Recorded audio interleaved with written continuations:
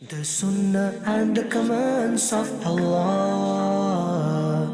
The Sunnah and the commands of Allah. Here it is, Madani Muzakarah.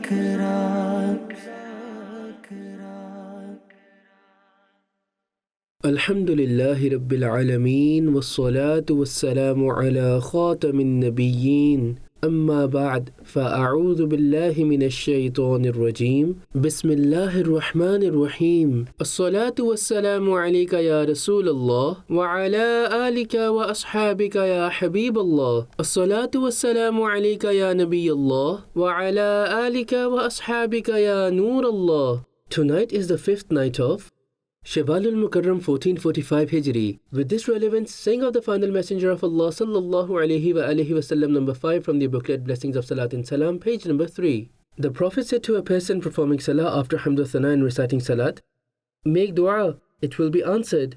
Ask for, it will be granted. Meaning that if you recite Alhamdulillahi Rabbil Alameen, wassalatu wassalamu ala khatamin nabiyyin, this would include everything, Hamd, Sana and Salat. Now if you make dua, there's glad tidings of acceptance. The words I have mentioned are not part of hadith. These words, or any other words that comprise of hamd and salat, can be recited, and thereafter a person should make their dua. Sallu ala al-Habib, sallallahu ala Muhammad. My question in the court of my beloved and sweet Shaykh is that what is the difference between self-conceit and ostentation, meaning showing off, and how can we refrain from it? Please guide us in this regard. Both have a big difference.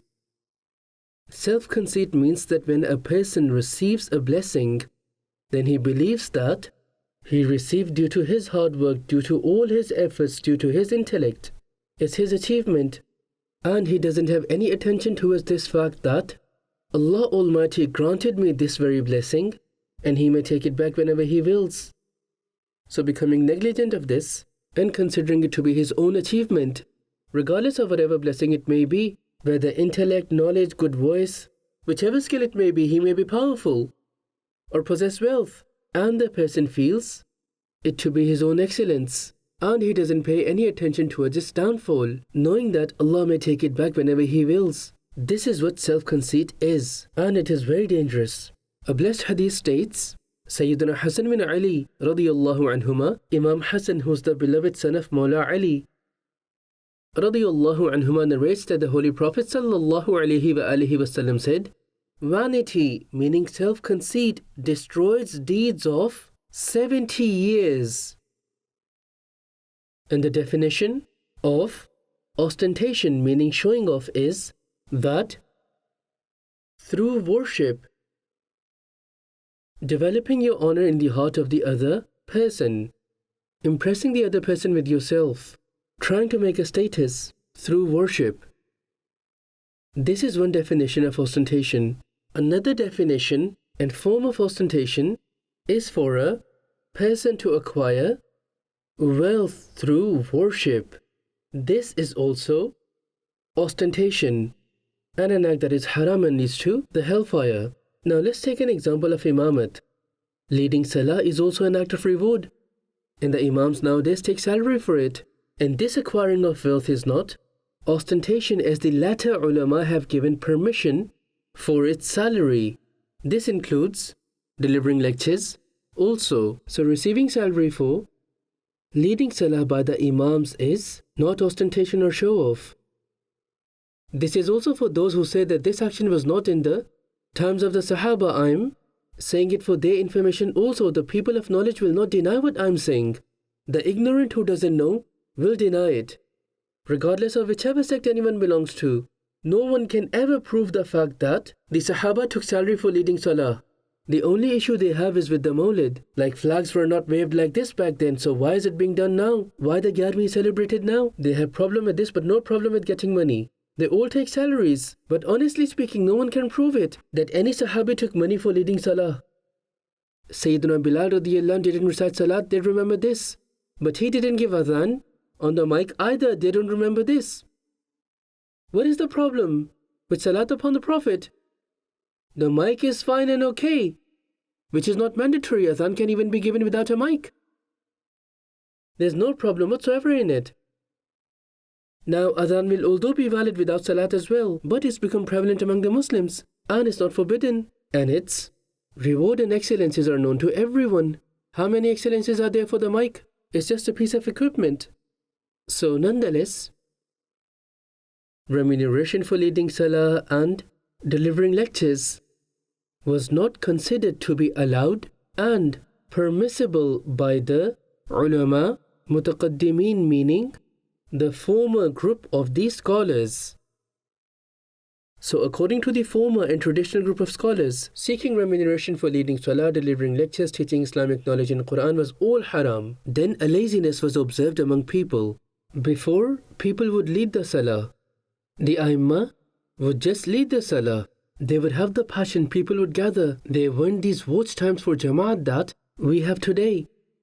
This is also a sort of an innovation. And this is a mubah innovation, a permissible innovation, even in today's day and age. If there's somewhere where there are no fixed times of Jamaat and people gather to establish Jamaat, then they won't be called sinners. Anyhow, fixing Jamaat times for every Salah was not during the time of the Sahaba alayhim ridwan. So if this is fine now, then so should be the Mawlid celebrations. So would be the Urs of Khwaja Mu'inuddin Chishti Ajmeri and the Urs of all noble predecessors of Islam. I'm just trying to explain you that if you ever fall prey to any whisper or anyone tries to infuse a whisper in you, then you have in mind what I just said. All what we do, the examples of which I've given, the basis of their validity is all found in the Sharia, which is also mentioned when the time comes.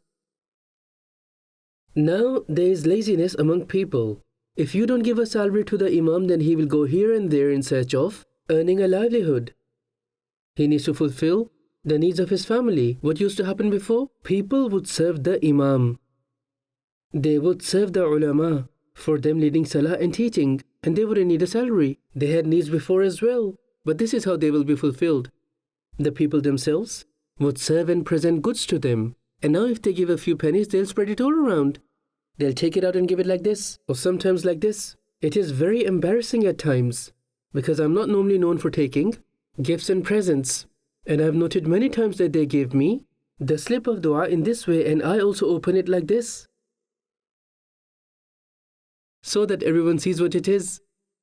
Remember that accepting a gift is not a sin, but I reveal it before everyone to clarify the situation, as many people come and slips of dua, and people may think that I'm receiving gifts and money through them and enjoying wealth. And it's only my feelings. It's not necessary that someone feels like this. And if someone does, it's their own feelings and it's permissible. However, we should also be regardful of the other person's sense of honor. So this way, people back in the days used to serve and look after the imams and ulama. But what should they do now? The scholars, the ulama, now drew their attention towards earning a livelihood. And the issue which now rose, that who would now lead the salah and who would populate the masajid? Imam is the main person, because of whom the masjid gets populated.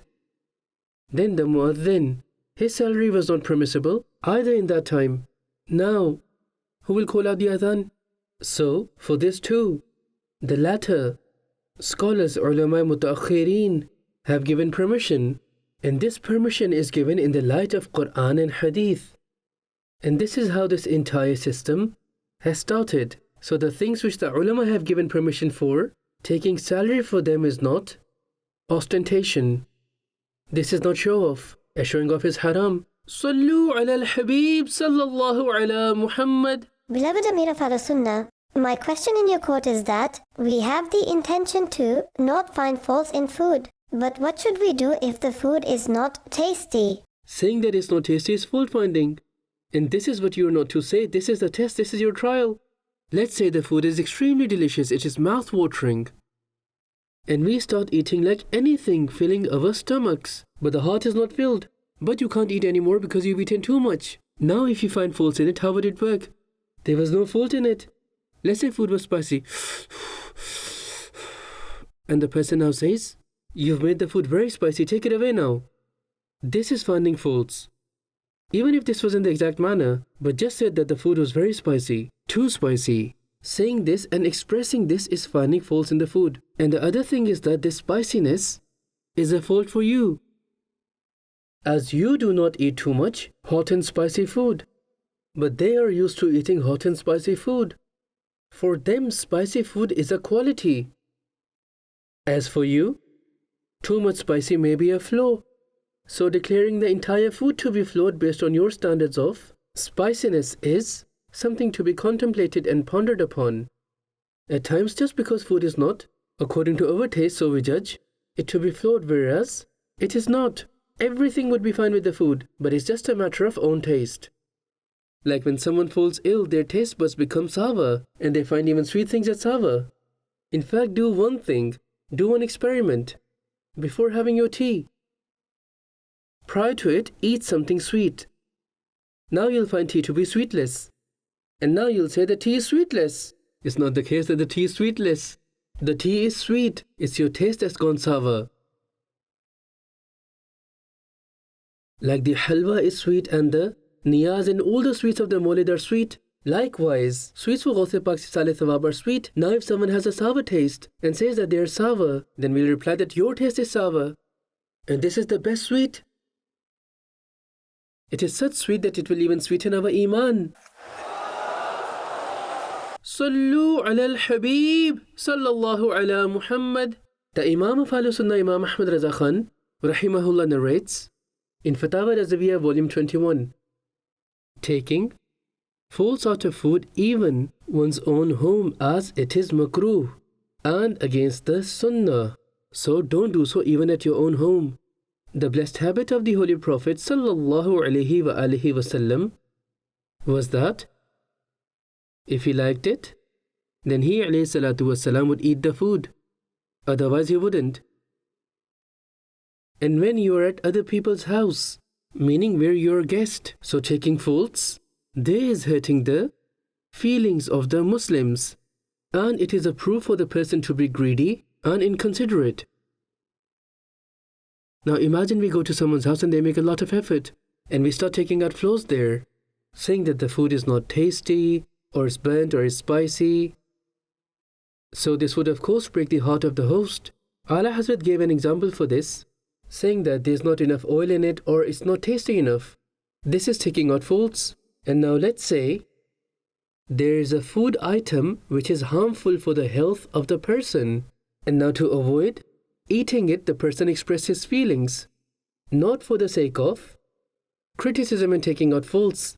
For example, saying, this is a bit too spicy and I'm not used to it. Now this is not fault finding. Now for example, the food is very spicy and you've passed on the comments that the food is spicy. This is one way of expressing your feelings that the food is very spicy. And the other way is that spicy food doesn't suit my health condition. I'm not used to it. This is not finding faults. And when would even this situation arise for you to say this? Is when you are the main guest. Like the main guest is more in spotlight of the host.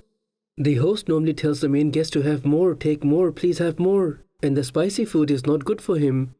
It at times irritates the intestines of a person. At times it leads to acidity. At times there are ulcer patients who are forbidden from having spices, etc. Now if such a situation arises, the person should say that it's too spicy for my health. And this amount of spices is not suitable for my health. This is not fault finding, as one's mentioning the health concern. So this is the sort of an approach that a person should adopt if need be. Now people like us also face difficulties at times, as we're offered at times different kind of things, but mainly abroad, not here in Pakistan. Now what they do is that they present different dishes. Now some of it is good for health and some of it is not. You feel like eating some and you don't feel like eating others. This is of course understood. Now what does the host do? They at times do a lot of zulm. When I say zulm, I mean the sweet form of it, not the zulm which is unlawful and haram. So what zulm do they do is that either there would be a representative of theirs or they themselves do the serving thinking they're serving. They'll put this in the plate, meat in the plate, potato in the plate, put so much gravy in the plate that the rice become like porridge under the gravy, etc. These are just a few examples. Like they keep putting something in the plate. This is my experience, that sometimes it becomes very, very bothering. Now, for example, you want to eat this, and he's forcing you to eat that. He's not saying it verbally, but he has put it in the plate that eat it now. So remember this, that the host should not himself put food in the plate of the guest. He should say that please eat, have more, this looks nice. In Ihya al-Ulum, it even states that offer only 3 times. Have more, please eat more. Don't insist so much that the guest ends up overeating out of consideration and then gets troubled afterwards. So be mindful. So if ever a guest comes to you as well, who may be a VIP, for example, any Rukn Shura or any high-ranked head of the area or the son-in-law or the father-in-law, any kind of VIP guests who come, make sure you do not overbother them. Place the food dishes that you've prepared in front of them. And then after that, say a few times that, please have more, please eat more. Just this much. This way, they will stay light and fresh. I have a lot of experience for this. That how much I have suffered at times because of this, I can't even tell you. Like you can't eat something, you don't feel like it. And you can't even say that you don't like it. And the other person fills my plate with it. Now what should I do? I was going to eat something else. Now let's say someone is not eating rice because of his health, and you put biryani that is full of spices in his plate, and the other person takes tablets for his acidity before going to sleep. And because of what you have put in his plate, now even the tablet would not work on him. So what should we do? I hope you would have understood what I'm trying to explain. The number of those who do not understand is seen to be more in the society. I'm just talking generally. The viewers of Madani Channel would be listening as well. You would also get this honor that big and VIP guests grace your house with their presence. Inshallah, my pearls of wisdom will be beneficial for you, Allah willing. You have provided wonderful guidelines in this regard. If you could also kindly shed light on the matter that sometimes a thing is not available, so the other person also asks for it, like, isn't there mint sauce? Isn't there this? Isn't there that? So what would you say for the habit of people when they ask for things like this? Of course, it's inappropriate. It's possible that the other person forgot. And if you say this to them now, then imagine how embarrassed they would become. And if the guest is also an honorable one, an esteemed guest, then this would increase the burden of embarrassment. There was a time when I used to travel in kafilas and visits in Punjab and other areas when there weren't these security issues. And I think this Faizan Medina was not built then either, or maybe it was, but there were no security concerns straight after it was built. Those who have been with me for a very long time would have seen this very approach of mine, that I used to drink a lot of water, and it was against my nature to ask anyone for water. So I started to keep a water bottle with me the way Hajis normally keep a water bottle with them. Many people would have seen me doing this as well. That time was not the time of social media, otherwise all this would have been available online. So I started to keep a water bottle with me, and I would drink water from it. And then a new rumor was spread out about me that, mashallah, you drink Zamzam water all the time. As it was normally Hajis who would keep the bottle of Zamzam water with them at all times. The normal public wasn't used to keeping a bottle like the Hajis. Anyways, I kept using it for quite a while. Then once we went to an ijtima where perhaps the water was limited. Now there were brothers who would be very close to me, and they all were so-called extra clever. And you know, these kind of people are very difficult to control. They're extra busy all the time, and at times these devoted brothers accompany you everywhere. So we were in the ijtima, and when water was served, it was extremely sweet. It was like sugar was mixed in the water. Now I had realized, because I knew the nature of the brother, he must have said to the host brother that, make sure you serve fresh and sweet water, as there are different types of water that people use. So serve fresh and sweet water. Now you see, I was the guest over there. I had a speech to deliver in the area, and they all treated me like VIP. And the public would gather to listen to me. So I'm just saying all this in a lighter mood, that there would be a lot of acclaim. So the host was told to serve me fresh and sweet water, and the sugar wasn't that expensive either. So I think I would have explained him afterwards that you put me into a very difficult situation. From a very long time I was aware of the fact that white sugar is like sweet poison, metaphorically speaking. So these things also happened. And that time has also passed. It was very nice to work in those days. There was freedom. Now there's no freedom. Sallu ala al-Habib sallallahu ala Muhammad. My question in the court of the Amir of Ahlul Sunnah is that sometimes people give dua to others saying that may Allah give you Umre Khizri, which is an Urdu proverb meaning life of Khizr. Please bless us with some pearls of wisdom in this regard, that what does it mean? And is it allowed to give such a dua? The meaning of this dua is that may Allah give you a long life, and it is permissible. There's no harm in giving such dua. I've seen ulama giving this dua. Mufti Abdul Halim, rahmatullahi ta'ala alayh, of Nagpur, I heard him many times saying that may Allah link your age with the age of Prophet Khizr alayhi salam. So this is the dua that he would give. Like even in the dua he wouldn't leave anything out.